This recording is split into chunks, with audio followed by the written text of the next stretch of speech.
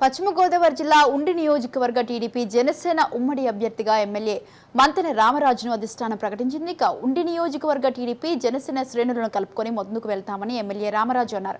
ఇక టీడీపీ జనసేన పొత్తును విజయపథంలో తీసుకువెళ్లి ఉండి నియోజకవర్గంలో టీడీపీ జెండా ఎగరవేస్తానన్నారు. ఇక ఈ నెల 28వ తేదీన తాడేపల్లిగూడెంలో జరిగే టీడీపీ జనసేన సమన్వయ సమావేశానికి లక్షలాదిగా టీడీపీ జనసేన అభిమానులు వస్తారంటున్న ఉండి ఎమ్మెల్యే మంతెన రామరాజుతో మా correspondent Murali face to face. పశ్చిమ గోదావరి జిల్లా ఉండి నియోజకవర్గానికి సంబంధించి తెలుగుదేశం అభ్యర్థిగా సిట్టింగ్ ఎమ్మెల్యే మంతెన రామరాజుని అధిష్టానం నియమించింది. దీనికి సంబంధించి మనతో స్పందించడానికి ఎమ్మెల్యే మంతెన రామరాజు గారు ఉన్నారు. చెప్పండి సార్, ఉండి నియోజకవర్గానికి సంబంధించి రెండోసారి పోటీ చేయబోతున్నారు. ఏ వ్యూహంతో ముందుకెళ్ళబోతున్నారు? 100% ఎప్పుడు కూడా తెలుగుదేశం పార్టీ కార్యకర్తలందరూ కూడా ఎప్పుడు కష్టపడి పనిచేసే నియోజకవర్గం ఉండి నియోజకవర్గం. దానికి తోడు జన సైనికులు కూడా కలవటం. ఈరోజు చంద్రబాబు నాయుడు గారు, పవన్ కళ్యాణ్ గారి యొక్క నాయకత్వంలో రాబోయే ఎలక్షన్లో ఉండి నియోజకవర్గాన్ని 100% తెలుగుదేశం పార్టీ గెలవడం జరుగుతుంది. ఉమ్మడి అభ్యర్థిగా ప్రకటించినందుకు ప్రత్యేకంగా చంద్రబాబు నాయుడు గారికి కానీ, అదేవిధంగా పవన్ కళ్యాణ్ గారికి కానీ, లోకేష్ బాబు గారికి కానీ, అచ్చెన్నాయుడు గారికి కానీ అందరికీ కూడా తెలుగుదేశం జనసేన ఉమ్మడి అభ్యర్థిగా ప్రకటించినందుకు వారందరికీ కూడా ప్రత్యేకమైన కృతజ్ఞతలు, ధన్యవాదాలు తెలియజేసుకుంటా ఉన్నాం.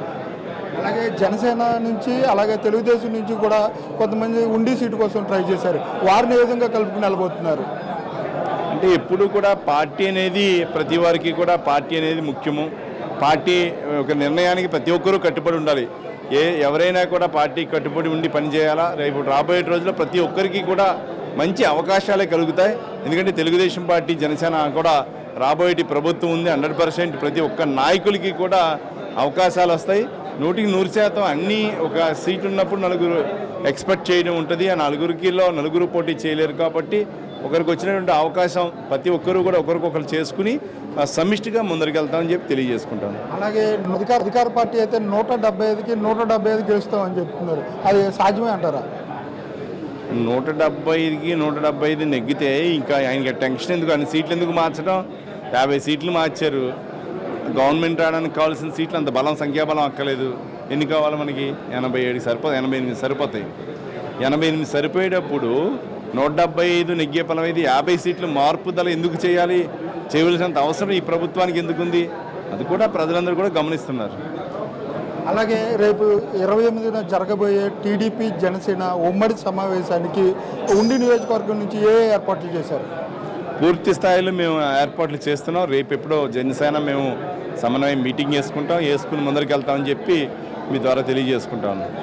అలాగే ఉండి నియోజకవర్గానికి సంబంధించి, ఉండి నియోజకవర్గం అంటే తెలుగుదేశానికి కంచుకోట. జనసేన తెలుగుదేశం కలిసి పోటీ చేస్తున్న నేపథ్యంలో భారీ మెజారిటీతో ఉండి నియోజకవర్గంలో తెలుగుదేశం పార్టీ గెలుపొందుతుందని చెప్పి ఉండి ఎమ్మెల్యే మంతెన రామరాజు చెప్పే పరిస్థితులు అయితే ఇక్కడ కనబడుతున్నాయి. కెమెరా పర్సన్ రమణతో మురళి రాజు, ఉండి నియోజకవర్గం నుంచి.